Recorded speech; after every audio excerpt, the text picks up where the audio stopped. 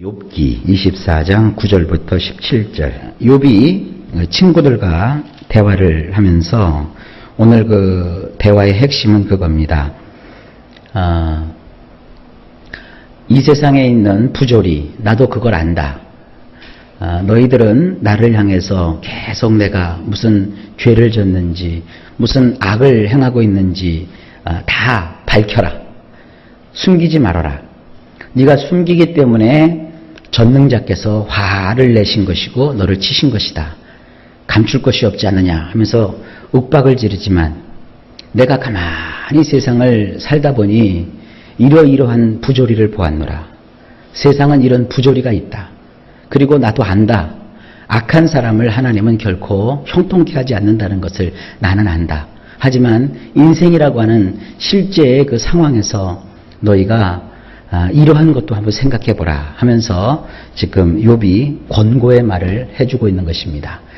욥이 어떤 말을 하는지 한 번 더 우리 성경 속으로 들어가서 함께 하시겠습니다. 9절입니다. 어떤 사람은 고아를 어머니의 품에서 빼앗으며 가난한 자의 옷을 볼모 잡음으로. 원문 이렇습니다.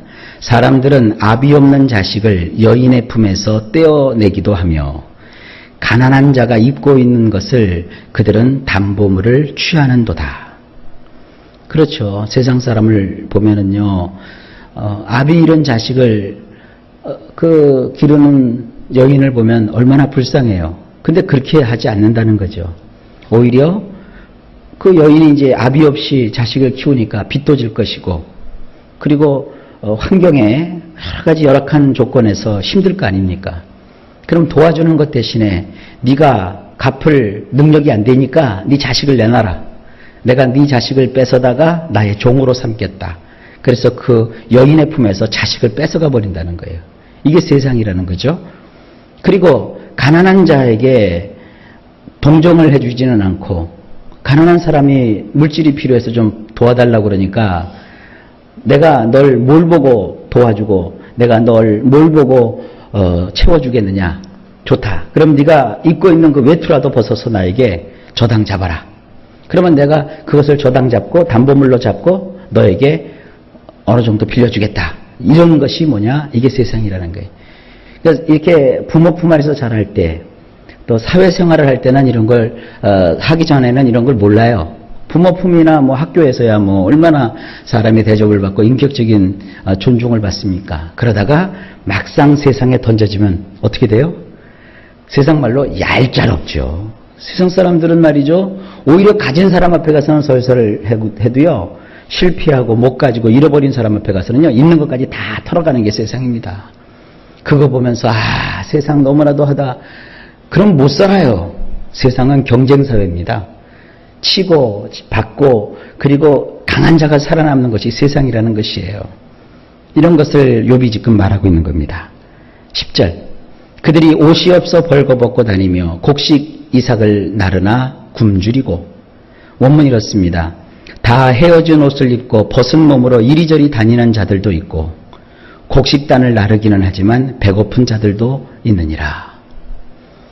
그 구절과 연결이 되면 옷을 빼앗기고 이제 뭐 벗은 몸이 됐죠. 벗은 몸으로 여기저기 헤매고 다니는 경우도 있고, 또 남에게 가서 품일을 해주면서 남이 먹어야 될 풍성한 곡식을 내가 날라주기는 하지만 자기가 그 곡식을 날라도 그 곡식이 다 자기 것이 아니죠. 그 뭐 주인이 박하여 풍성하게 그에게 보답해주지 아니하면 그 사람은 늘 굶주릴 수밖에 없는 거예요. 은행 직원이 돈 창고에 들어가서 돈을 수없이 센다 해서 그게 다 자기 돈이 됩니까?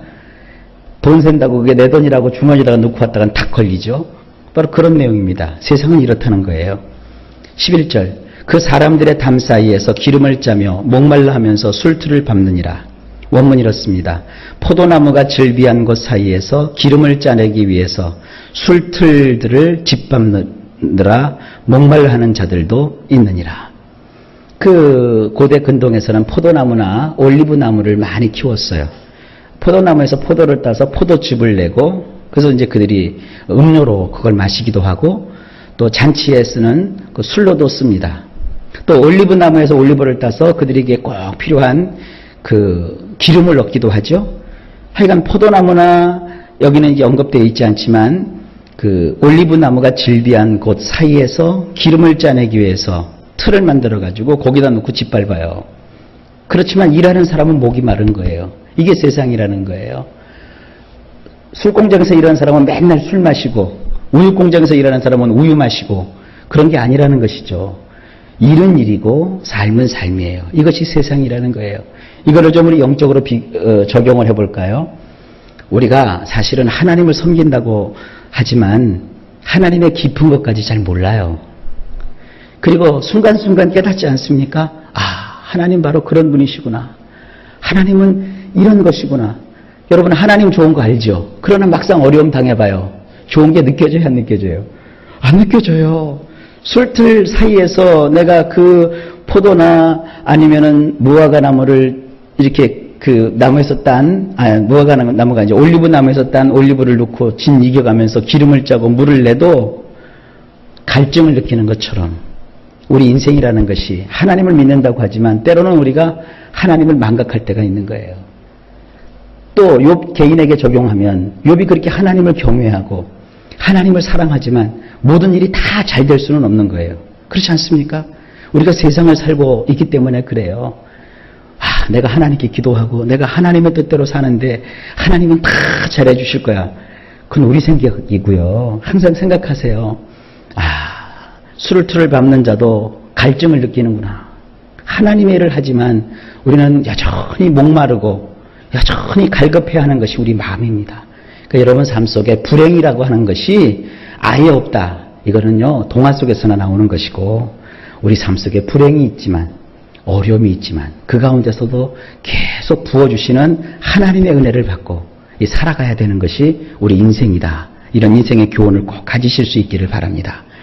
12절입니다. 성중에서 죽어가는 사람들이 신음하며 상한 자가 부르짖으나 하나님이 그들의 참상을 보지 아니하시느니라. 원문 이렇습니다. 도시 밖으로 사내들이 몹시 괴로워하며 치명상을 입은 자들의 내패시가 도움을 호소할지라도 엘로하께서는 험한 꼴에 관심을 두지 않으시느니라. 욥이 경험해 보니까 그렇다는 거예요. 하나님은 말이죠. 작은 신음에도 응답하여 주시고 또 우리의 그 처지를 다 살피신다. 이걸 너무 유약하게 생각하지 마세요. 때로는 하나님께서 우리를 그 사자가 새끼를 훈련함처럼 아주 험한 곳에 뒹굴게 하시면서도 가만히 전혀 관심도 안 두는 것처럼 지켜보실 때가 있어요. 그런 것이 뭐다? 이게 인생이라는 거예요. 그러니까 오늘 저는 이 말씀을 보면서 우리 성도들한테 이런 말을 해주고 싶어요. 그거 어렵고 힘든다고 해서 여러분이 하나님께 버림받았다거나 하나님이 여러분 떠나신 거 아니에요. 여러분 그러면서 실망하고 낙심해서 기도 안 하고 하나님을 섬기는 일을 중도에 관둬버리고 에휴 믿어도 소용없어 그러고 세상 가서 세상 사람들처럼 살고 그러지 마세요. 하나님은요 다 지켜보시는 거예요. 성경 어디인가 그런 말이 있어요. 발각되었다. 내가 하나님께 발각되었다. 얼마나 두려운 일입니까? 도둑질하는 사람이 도둑질이 발각이 되었어요. 거짓말하는 사람이 거짓말이 발각되었어요. 얼마나 창피하고 부끄러운 일입니까? 마찬가지입니다. 여러분이 은밀하게 행하는 것 같지만 하나님이 다 보시는 거예요. 잘못할 때마다 하나님이 손대시면 그거 잘못할 사람이 어디 있겠어요? 그게 늘 무섭죠. 그래서 신앙이라는 것이 어렵다는 거예요. 내가 아무리 잘못해도 하나님은 가만히 계시는 듯하여 사람들이 마음의 담대함을 가지고 악을 행하는데 자신감을 갖는데요. 그러니까 막 자기들이 하나님을 모르고 막 하다가 결정적인 찬스에 하나님이 딱 개입하시면 아이고 하고 무너지잖아요. 그러니까 이걸 우리가 말씀을 들으면서 아니까 어떻게 해야 돼요? 평상시에 하나님이 느껴지든 느껴지지 않든 하나님이 확신이 되든 확신되지 않든 우리는 하나님을 믿는 자들이에요. 하나님 앞에서 행하는 거예요. 하나님은 아세요. 하나님은 다 리스트를 작성하듯이 다 작성하세요. 그게 말라기에 나오잖아요. 하나님 앞에 기념책이 있는데 그 사람이 하나님을 경외하는 말을 분명히 들으시고 하나님이 거기다가 다 기념책을 기록해 놓는 거예요. 그러니까 이 현실 속에서 조금 잘 되고 조금 안 되고 그런 거에 너무 치심하지 마시고 하나님을 의지하십시오. 13절입니다. 또 광명을 배반하는 사람들은 이러하니 그들은 그 도리를 알지 못하며 그 길에 머물지 아니하는 자라. 원문이 이렇습니다. 이러한 자들은 빛을 거역한 자들 가운데 속한 자들이니 그들은 자기들이 해야 할 도리를 깨닫지 못하며 자기들이 가야 할 길을 준수하지 않는도다. 조금 전에 제가 쭉 장황하게 말씀을 드렸는데 다 그 내용이에요. 빛을 거역하는 사람, 여러분 그런 사람은 되지 마세요. 빛을 거역하게 되면 자기가 가야 될 도리를 깨닫지도 못하고 내가 마땅히 가야 될 길을 준수하지 않아요. 왜냐하면 빛에서 떠났기 때문에 내 맘대로 산다는 거예요. 그러면 악한 자가 되는 거예요. 욥처럼 아무리 생활이 어렵고 힘들고 내 자녀가 내 앞에서 사라지고 내 물질이 다 강탈을 당하여 없어지고 내 몸에 병이 들었다 할지라도 가야 할 길은 가야 되는 거예요. 옳은 길이면 내가 행하는 거예요. 욥이 지금 그 일을 하는 거예요. 욥은 절대 그 어렵다고 하나님을 원망하고 불평하고 인생을 저어주고 끝장내지 않았어요. 이해할 수 없었지만 깨닫지는 못했지만 그런 그 빛된 길에서 벗어나지 않았어요. 친구들이 와서 그를 그렇게 공박했으면 우리 같으면 자존심 상해서 에이 나도 안 믿어 이러고 말았을 거예요.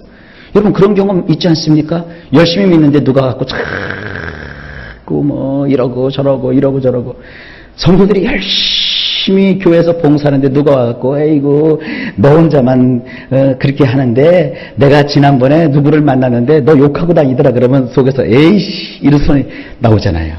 여러분 욥은요 우리는 빛된 길로 행하는 자들은 자기 정로를 따라 가는 자라. 지금 이렇게 거꾸로 얘기하고 있는 거예요.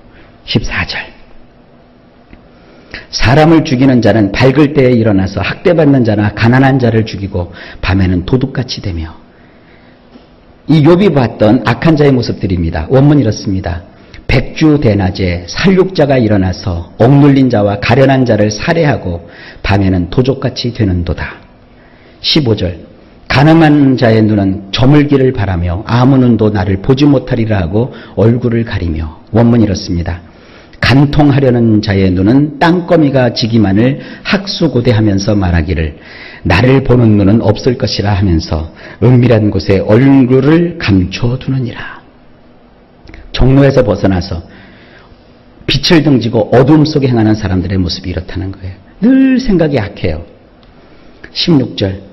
어둠을 틈타 집을 뚫는 자는 낮에는 잠그고 있으므로 광명을 알지 못하나니. 원문이 이렇습니다.